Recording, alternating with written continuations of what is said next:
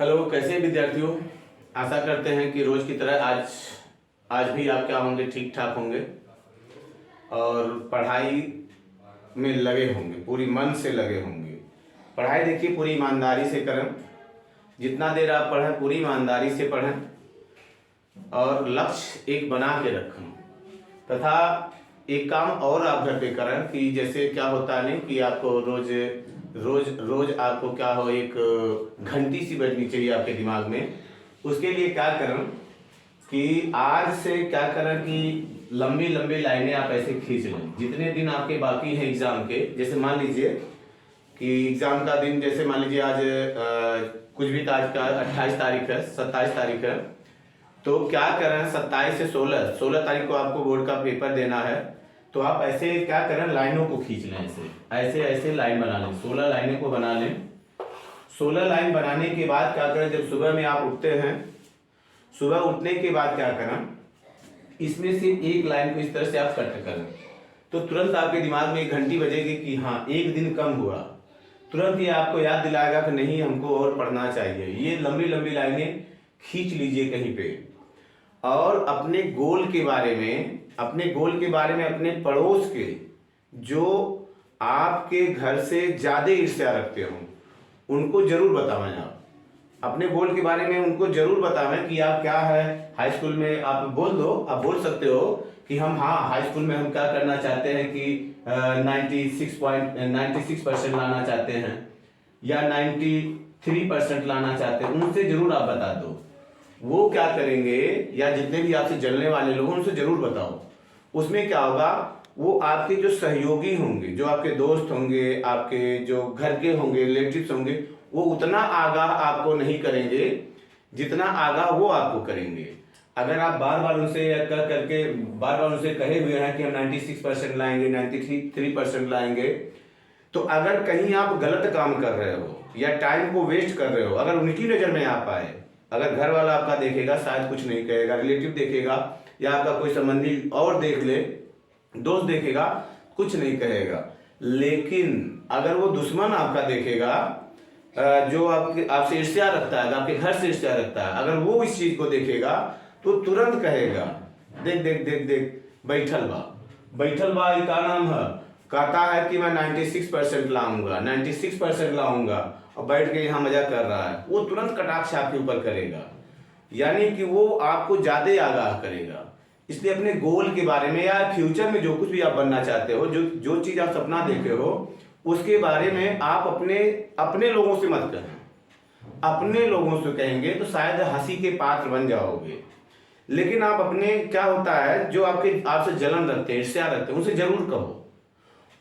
जरूर कहो। वो क्या करेंगे, बार बार आपको क्या करेंगे, टार्चर करेंगे, या कहीं पे देखेंगे आपको गलत काम करते या टाइम वेस्ट करते, खेलते कूदते या मोबाइल चलाते हो, तुरंत आपको बोलेंगे देख कहता है ये बनूंगा वो बनूंगा, मोबाइल चला रहा है यहाँ पे। तो ये चीज आप जरूर काम करें, ये काम जरूर करें। उनको ये बात जरूर बतावें कि आप करना क्या चाहते हो या आपका गोल क्या है, हाई स्कूल में कितना % लाना चाह रहे हो, उनको जरूर 2-4% बढ़ा के बतावें। तो इस चीज को ध्यान में रखिएगा, क्योंकि छोटी छोटी चीजें क्या होती हैं, ज्यादा काम की चीजें होती है ना। और ये लाइनिंग का काम आप जरूर करोगे। लाइनिंग का काम करने से सुबह सुबह आपकी घंटी बज जाएगी, हाँ एक दिन कम हुआ, तो पूरा दिन आपको एनर्जी मिलेगा इससे। ये काम आप जरूर करें। चलिए आज हम लोग देखते हैं हाई स्कूल का एक बहुत ही महत्वपूर्ण प्रमेय है, आधारभूत समानुपातिका प्रमेय। आधारभूत समानुपातिका प्रमेय को हम लोग किस तरह से सिद्ध करते हैं, देखिए बड़ा इंपॉर्टेंट है ये। थेल्स प्रमेय के नाम से भी इसको जाना जाता है। तो इसको हम लोग किस तरह से सिद्ध करते हैं, आइए देखा जाए। ये प्रमेय क्या कहता है, क्या कह रहा है ये प्रमेय। देखिए इस प्रमेय को आपको ये तीन लाइनें आपको लिखी रहेंगी, इन्हीं में से सारी चीजों को छाट छाट के आपको प्रूव करना रहेगा। तो क्या लिखा, पहले प्रमेय को बढ़िया से पढ़ेंगे। यदि किसी त्रिभुज की एक भुजा के समांतर एक रेखा खींची जाए, देखिए क्या करेंगे, सबसे पहले एक त्रिभुज हम लोग ड्रा कर लेंगे ना। एक त्रिभुज इस तरह से ड्रा कर लेते हैं। नाम कुछ भी आप लिखेंगे, नाम नहीं रटेंगे, कुछ भी आप लिख लें। या नाम लिख कुछ भी नाम लिख करके आप इसको प्रूव करेंगे ना। लिखा क्या है, यह किसी त्रिभुज की एक भुजा के समांतर, इसके समांतर अगर हम लोग क्या कर रहे हैं, एक रेखा खींच रहे हैं, एक रेखा इसके समांतर, ये रेखा मान लो कौन सी रेखा है, डीई है ना। तो सबसे पहले यहाँ आप क्या लिखेंगे, लिखेंगे क्या, ज्ञात है। क्या ज्ञात है आपको, पहला तो काम क्या चीज ज्ञात है आपको, त्रिभुज एबीसी ज्ञात है, त्रिभुज एबीसी, एबीसी ज्ञात है। और क्या ज्ञात है, डी समांतर बीसी ज्ञात है, तथा डीई समांतर क्या है, बीसी, डीई समांतर बीसी भी आपको ज्ञात है, डीई समांतर बीसी ना, या बीसी समांतर डीई, बीसी समांतर डीई आप लिखो और बेटर रहेगा। बीसी समांतर डीई भी आपको क्या है, ज्ञात है। बीसी दिया गया था, इसके समांतर ये रेखा है ना, तो बीसी समांतर डीई भी आपको ज्ञात है। फिर क्या लिखा है, एक रेखा खींची जाए तो वह अन्य दो भुजाओं को बराबर अनुपात में क्या करती है, विभाजित करती है। हमको ये सिद्ध करना है, ये जो रेखा है, ये जो रेखा है इन दोनों भुजाओं को बराबर अनुपात में बांटती है। यानी सिद्ध क्या करना है आपको, सिद्ध करना है, ये सब चीजें जरूर आप लिखोगे। सिद्ध करना है, क्या सिद्ध करना है, हमको सिद्ध कर देना है कि AD अपान DB, सिद्ध करना है AD अपान DB, AD अपान DB इक्वल्स AE अपान EC, AE अपान EC, AE अपान EC हमको क्या करना है, प्रूव कर देना है। इसमें हम कुछ रचना करते हैं, जो रचना हम लोग अलग से करते हैं उनको यहाँ पे हम लोग लिख देंगे। रचना क्या करते हैं हम लोग, रचना कर देते हैं, कंस्ट्रक्शन क्या करते हैं, कंस्ट्रक्शन हम लोग कर देते हैं यहां से डी से हम लोग परपेंडिकुलर इसके ऊपर ड्रा करेंगे, डी से एक परपेंडिकुलर ड्रा करते हैं, डी से परपेंडिकुलर ड्रा करेंगे भुजा किस पर, AC पर, डी से परपेंडिकुलर ड्रा करेंगे AC पर ना, ये परपेंडिकुलर होगा 90 डिग्री होगा। और उसके बाद क्या करते हैं, ई से भी वही काम करते हैं, ई से परपेंडिकुलर ड्रा करते हैं हम लोग, ई से परपेंडिकुलर कहां ड्रा करेंगे, ई से परपेंडिकुलर ड्रा करते हैं हम लोग किस पर, AB पर, ये हो जाएगा। इस पॉइंट को आप M लिख दो, इस पॉइंट को आप N लिख दो। और क्या काम करते हैं, B को हम लोग E से मिला देते हैं, B को E से मिला दिया और D को C से मिला देते हैं ना। इस तरह से इसको हम लोग पहले कंस्ट्रक्शन इतना कर लेंगे, रचना कर लेंगे, इसको लिख देंगे, इस बात को हम लोग लिख देते हैं। रचना में क्या किए हैं, EM परपेंडिकुलर AB, EM ये परपेंडिकुलर का चिन्ह होता है, EM परपेंडिकुलर AB तथा DN perpendicular AC, DN perpendicular AC खींचा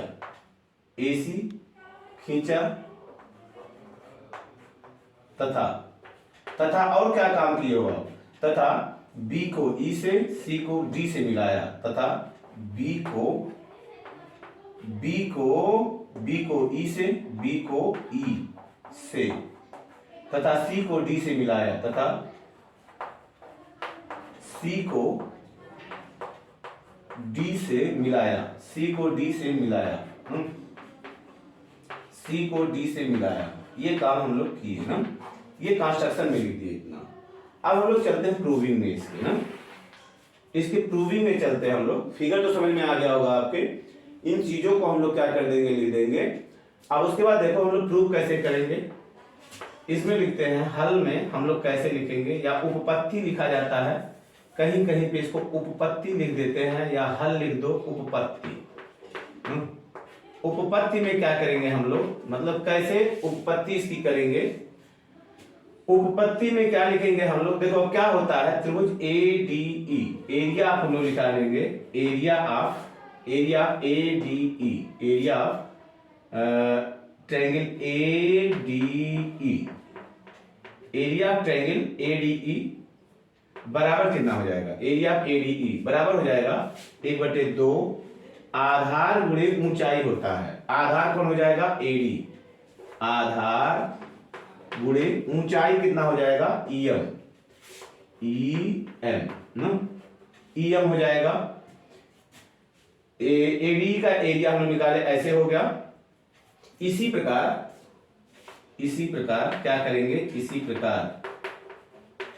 प्रकार एरिया आप निकालो डी बी ई का, area D B E, area D triangle, area triangle D B E ना, area triangle D B E कितना हो जाएगा 1/2, देखो डी बी ई का, तो इसका भी आधार तो ये होगा लेकिन ऊंचाई तो वही हो जाएगी ना, देखो आधार यही होगा, ऊंचाई कौन सी होगी, ये होगी, जो 90 इसका कोण होता है वही ऊंचाई होता है, जो लंब होता है, तो ये हो जाएगा आधार db, आधार कितना हो जाएगा db इंटू ऊंचाई कितना हो जाएगा वही होगा em, em हो जाएगा, बात ठीक। अब देखो इस तरह से हो गया, इसमें हम लोग फिर क्या करेंगे, अब इनको क्या करें हम लोग डिवाइड कर देते, इक्वेशन 1 इक्वेशन 2, अनडिवाइडिंग समीकरण 1 और 2 को डिवाइड करने पर, समीकरण 1 में समीकरण 2 से भाग करने पर, समीकरण 2 से भाग करने पर हम लोग भाग करते हैं, समीकरण 1 में समीकरण 2 से भाग करेंगे, area of ADE, area of ADE बटे हो जाएगा area DBE, area of DBE triangle DBE बराबर कितना हो जाएगा, देखो हाफ हाफ कट जाएगा, em कट जाएगा, बचेगा AD अपान कितना बचेगा DB, AD अपान कितना हो जाएगा DB। इसको समीकरण नंबर हम लोग x मान लेते हैं ना, समीकरण x मान लेते हैं। इसी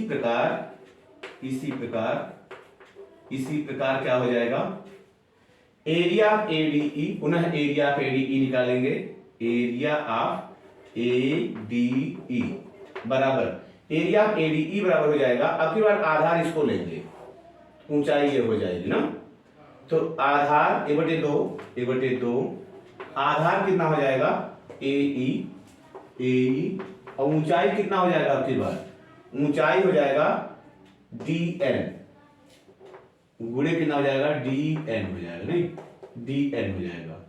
इसको समीकरण नंबर हम लोग बना लेते हैं 3, तथा एरिया अब की बार इसका निकालेंगे, एरिया CED, एरिया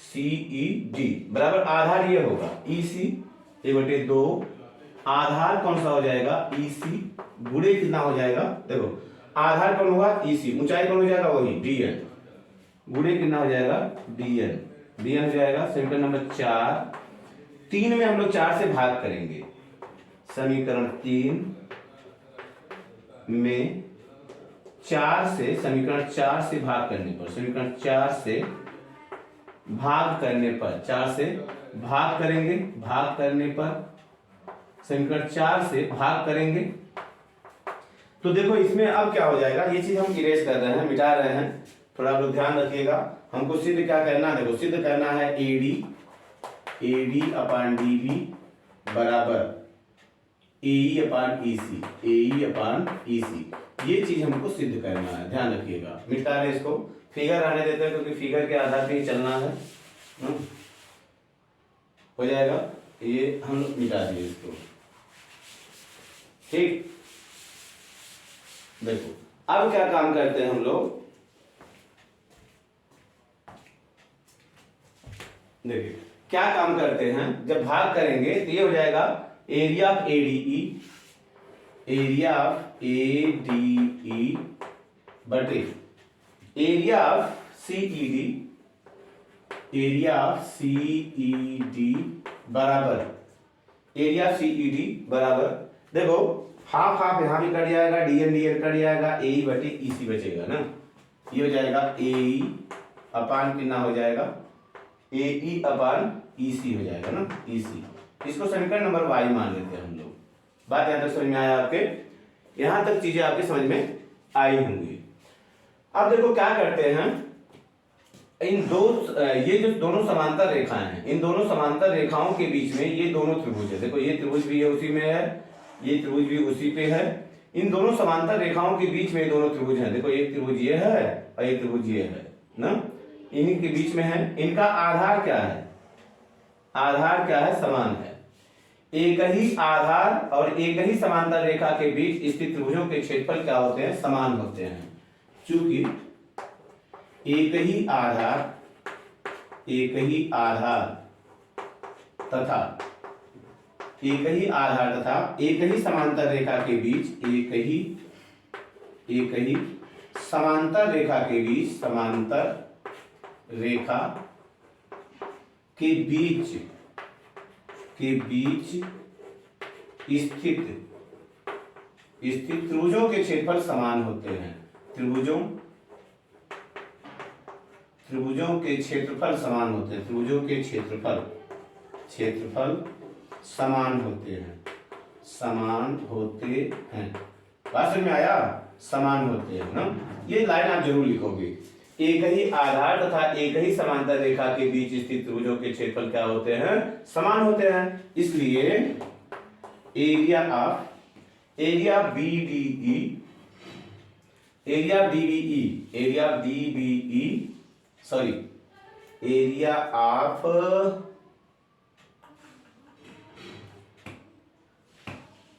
देखिए क्या हो जाएगा इसमें, क्या हो जाएगा देखिए, ये जो त्रिभुज हम लोग नहीं लिए, नहीं त्रिभुज ये वाला है।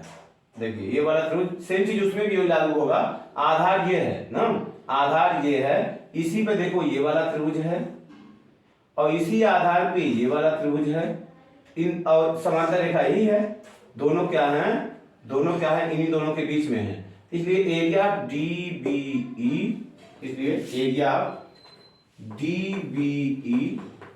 बराबर हो जाएगा एरिया CED। इन दोनों का एरिया बराबर होगा। एरिया हो जाएगा एरिया CED। दोनों के एरिया बराबर होंगे। समीकरण y में आप क्या करो, समीकरण y में एरिया CD का मान रखने पर, एरिया CED का मान रखने पर जब ये मान आप रख दोगे, ठीक, जब ये मान आप रखोगे, एरिया CED का मान रख दो, कितना हो जाएगा? एरिया DBE रखने पर हो क्या जाएगा? एरिया ऑफ ADE बटे कितना हो जाएगा? CD की जगह हम लोग क्या रख देंगे? DBE रख देंगे। एरिया कितना हो जाएगा? DBE बराबर कितना हो जाएगा? AE बटे AE अपान कितना हो जाएगा? EC। AE अपान हो जाएगा EC। समीकरण नंबर इसको हम लोग Z रख देते हैं ना। अब देखो x और z का कंपेयर करो। इनका बायां पक्ष एरिया ऑफ ADE बटे एरिया ऑफ DBE है। यहाँ पे भी एरिया ऑफ ADE बटे एरिया ऑफ DBE है। बायां पक्ष बराबर है, इसलिए दायां पक्ष भी क्या होगा? बराबर होगा। बायां पक्ष, इसका बायां पक्ष, दोनों बराबर है, इसलिए दायां पक्ष भी क्या होगा? बराबर होगा। तो समीकरण कौन से? x और z से। समीकरण x और z की तुलना से x और z की तुलना से क्या हो जाएगा? AD बटे DB बराबर AD अपान DB बराबर AE अपान EC होगा। AE अपान EC होगा ना। यही चीज आपको प्रूव करना था। देखो AD बटे DB बराबर AE अपान EC ना, तो प्रूव्ड हो गया। ये आपका प्रूव्ड हुआ ना। ये जब दिया जाएगा आपको, फुल नंबर में दिया जाएगा, तो ध्यान रखेंगे इसको। ये आपका थेल्स प्रमेय था, बोर्ड परीक्षा की दृष्टि से बहुत ही इंपॉर्टेंट है। तो इसको आप क्या करें, 2 बार 3 बार घर पे हल करें, वीडियो देख के समझा, फिर हल करें, निश्चित समझ में आपको आएगा। तो मिलते हैं फिर नेक्स्ट वीडियो में नई चीज के साथ जो बोर्ड में पूछी जाएंगी। तब तक के लिए जय हिंद, जय भारत।